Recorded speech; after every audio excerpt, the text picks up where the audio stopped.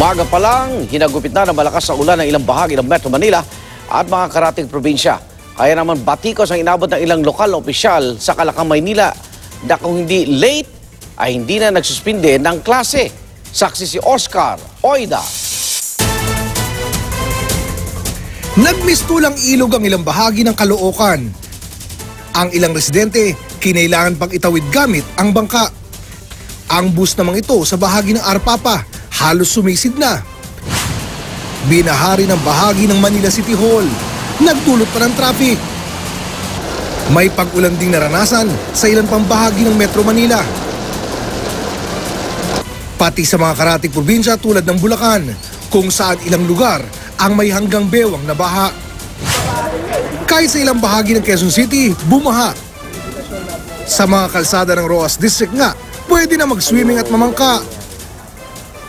Pero hindi tulad sa ibang lugar, hindi agad nag-anunsyo ng class suspension dito. Kaya ganoon na lang ang batiko sa social media kay Quezon City Vice Mayor Joy Belmonte. Paliwanag ng OIC ng lungsod habang wala ang mayor. Gusto niyang ibase ang desisyon sa weather forecast ng Pag-asa.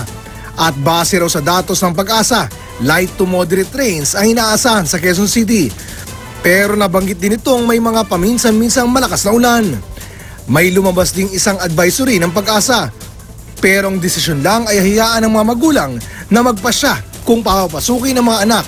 Kung iisipin ko lang talaga yung kalagayan ng kabataan, I already automatically know classes, diba? But then, the fact is we have a council, it's in the national law, and somehow, syempre, kailangan ko rin bigyang respeto na naandun silang eksperto, sila nakakaintindi, nakakaalam at may ordinansa tayo nagbibigay ng kalakasan sa kanila na magbigay ng payo sa atin tungkol sa mga issue na ganito.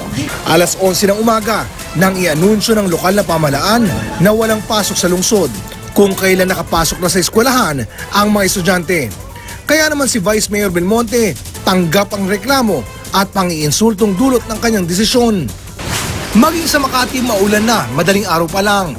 Kaya nakatikim din ng batiko si Mayor Abigail Binay na hindi nagsuspindi ng klase. Nadismaya rin ang ilang taga-Pasig dahil hindi sinuspindi ni Mayor Bobby Eusebio ang klase sa lungsod. Pero paalala ng Pag-asa, nasa magulang pa rin ang huling pasya kung papapasukin ang mga anak. Tagapagbigay lang daw sila ng impormasyon at LGU magpapasya base sa binigay nilang datos. Ang makakapagbigay nga ng tawag nito, decision, yung local. Dahil depende sa isang lugar yan yung epekto ng thunderstorm. Ako si Oscar Oidang inyong saksi.